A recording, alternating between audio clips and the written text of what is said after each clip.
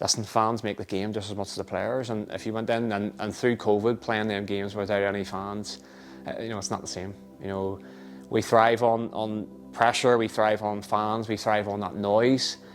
So listen, fans are just as important as the players and the clubs and the sponsorship and all that thing. Without fans, the game would be pretty boring. So massive part of Irish League.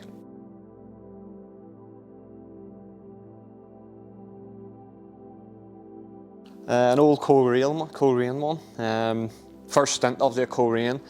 I actually think this game here could have been a week after we'd played Crusaders, and a guy had actually tweeted me, give me a wee bit of stick that I'd missed the chance. And just by the way it was, we played them maybe in the cup, and then we played them in the league that week, and I'd scored a header, and I tweeted saying something along the lines of that was for the guy who tweeted me last week and gave me a wee bit of stick. So.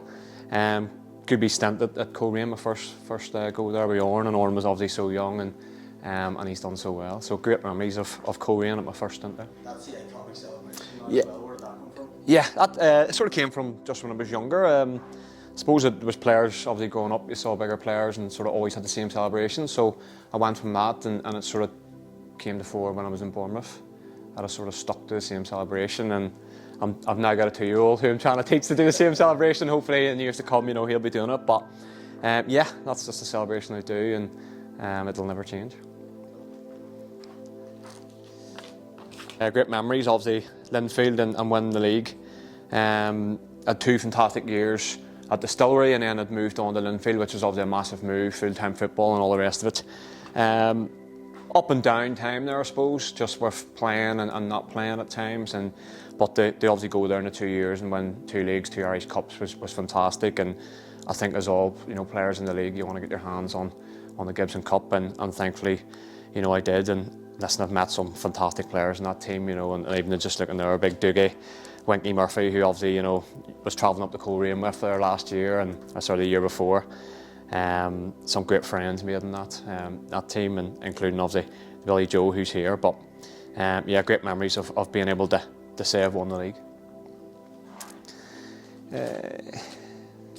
This one's probably one of the biggest ones for me. Second goal for Glentoran. It was my debut.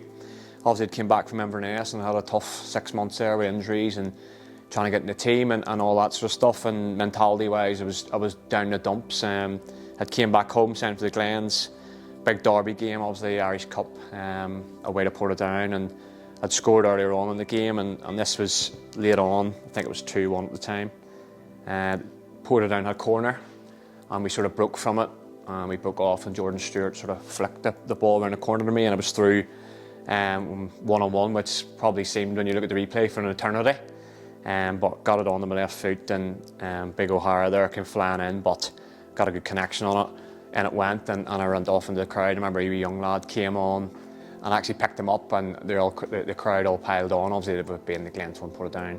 And it was just sort of all the heartache and the hardship from that 6 months at Inverness, where I just struggled and all the rest of it. Then just all that sort of emotions and all came flooding out, and it was just fantastic. And again, that's why you play football. You want to score goals, you want to win games, and it was a fantastic debut that I had. Obviously here in the massive one, winning the Irish Cup with the Glens, and for once it was actually at the Oval, with Windsor obviously being a bit of construction and things and redeveloped. And it was obviously at the Oval, which was strange because it was our ground, albeit we were in the away change room. Every Irish Cup that I've ever known, it's always been sunny. Today was torrential rain, it was horrible, and we got through it. David Scullin, the legend that he is, scored a goal, controversially after Willie Garrett had chipped up Michael Galt, and for some reason they didn't give it. It should have been a free kick, there's no doubt about that. They didn't give it. We went down the other end and scored the goal, and it was fantastic. And I'd settled in obviously from this debut photo to this. I was scoring goals, I was loving my football, and I was really proving myself in the league, as I'd done previously. And to obviously get my hands again on that Irish Cup was massive, and again, just fantastic. It was just a pity that we only really got that in my time. Obviously, we just didn't have the squad and things and changes to get any more silverware. But a real big memory for that, and something that it long lives with you, to win the Irish Cup, because outside the league, that's the big one you want. Playoff final or playoff semi-final, European semi-final. Okay, it seems I'm going to say controversy with all these, but before this game, up until we were due to meet about 5:15, I think I was suspended until about 10:05. I was going to the game, I wasn't playing, and all of a sudden I'd been sent off against Dungannon. Had a bit of a scuffle with Sean Clucas and somebody, Keelan Coyle, I think. There was a bit of a scuffle on the pitch. Had been sent off, and then Glentoran had appealed it, and very, very late on, then they decided, right, we're going to let you play. We were 2-0 down, game was dead, and then all of a sudden, I think John McGuigan scored. Possibly Willie Garrett, I think maybe scored, I'm not sure who scored the second one. But the goal I scored then to make it 3-2. Robbie McDade down the line. I think big Jimmy Gallagher, somebody came, tried to clatter, missed him. And he played a ball back, and he used to keep him going. He played a ball back, horrible ball back to me, quite fast. But I got a great connection of it, and it went. And it was a brilliant moment. That was obviously that's the end of the game. But my dad, my wee brother, and that were there, and they were up in the stand, and that's me actually looking up to them in the stand. So obviously it was fantastic. Went on to the final, got beat. So it didn't last very long, the memories. But it was a great game, and obviously Linfield, and you're 2-0 down, and all them things, and the emotions of the overturned suspension. So. What's the best thing about playing in the Irish League? Best thing about playing the Irish League, it's just football. The love of it. I think over the last few years, obviously I've been around it a good few years. More fans, more professional. There's a great feel about the league at the minute, I feel, and for me at 35 to still be playing, and hopefully this year I'll stay a wee bit more injury free and scoring goals. But listen, all the players in the league, you live for football. You go to training every week and all the rest of it. If you didn't like it, you wouldn't do it. All the players love football, and ultimately the Irish League provides that football for you, provides fans and opportunities as we see people going across the water. So what more do you want than going up as a young player to, obviously yes, you want to go and play in the Premier League over in England and all the rest of it, but we have a great league here, getting more professional, and it's lovely. And for me, listen, hitting the ball in the back of that net is fantastic to hear the crowd and children and all the things like that. So listen, if I didn't love it, I still wouldn't be playing at this age, Next up, it's an old Coleraine one, way to Ballymena. I think that's my first stint with Coleraine. The 2 years I was there, Ballymena never lost a game against Ballymena, and to be honest, I think that might have been, I think it was Boxing Day actually, yeah, and I think I scored. I might have missed a penalty, possibly, but the 2 year Boxing Days that I had against Ballymena, we won both games and I scored. So obviously the Boxing Days are massive. You want to win ultimately, but the score and that, and it sort of makes your Christmas, because you sort of sacrifice a wee bit Christmas Day, and then you go into the Boxing Day and you want the win and all the rest of it. So I'd scored. I think we'd maybe won 3-2, maybe 3-1. Stevie Lawler had hit a shot and sort of fumbled into me, and I just managed to hook it into the corner. It's amazing I remember all these goals, isn't it? But You remember the goals? yeah, so slid off, and obviously family up in the crowd and all the rest of it, and you always get a really good crowd for Boxing Day. So another Boxing Day goal, so delighted.